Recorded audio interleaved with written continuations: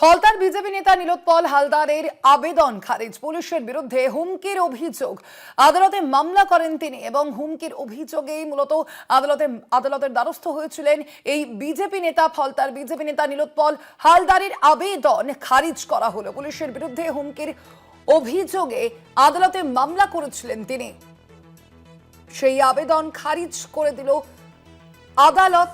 পুলিশের বিরুদ্ধে হুমকির অভিযোগে আদালতে মামলা করেছিলেন ফলতার এই বিজেপি নেতা নীলোৎপল হালদার। তথ্য গোপন করায় অসন্তোষ প্রকাশ করেছে কলকাতা হাইকোর্ট। আগে একাধিক অভিযোগ থাকার বিষয়ে তথ্য গোপন করার কারণে এবার তার আবেদন খারিজ করে দেওয়া হয় বলেও জানা যাচ্ছে। আমরা কথা বলবেন, ফোন লাইনে রয়েছেন প্রতিনিধি পীযূষ কান্তি নাগ। পীযূষ দা, এই বিষয়ে হাইকোর্ট কি জানালো? দেখো, ফলতার বিজেপি নেতা নীলোৎপল হালদারের আবেদন খারিজ করে দিল কলকাতা হাইকোর্ট।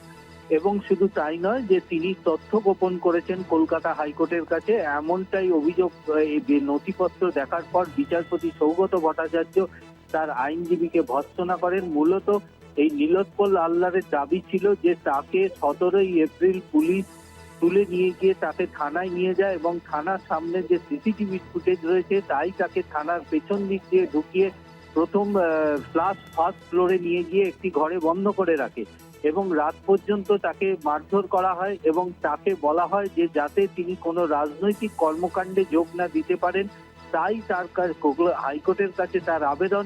ওই ফলতার আইসির বিরুদ্ধে তিনি এফআইআর এর নির্দেশ সুযোগ দিক, অনুমতি দিক কলকাতা হাইকোর্ট। এবং শুধু তাই নয়, 29 এপ্রিল নির্বাচন পর্যন্ত তাকে নিরাপত্তা দেওয়া হোক, এমনটাই নির্দেশ জারি করুক কলকাতা হাইকোর্ট।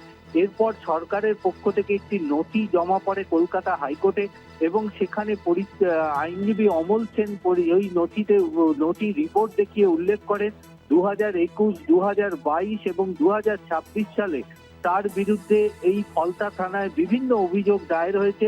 এমনকি আগ্নেয়াস্ত্র আইনেও তার বিরুদ্ধে অভিযোগ দায়ের হয়েছে।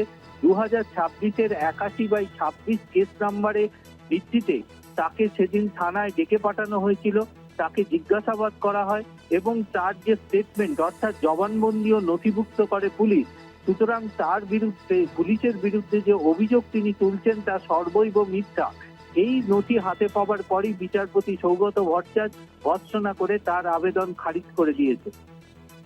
ধন্যবাদ তোমায় পীযূষ দা।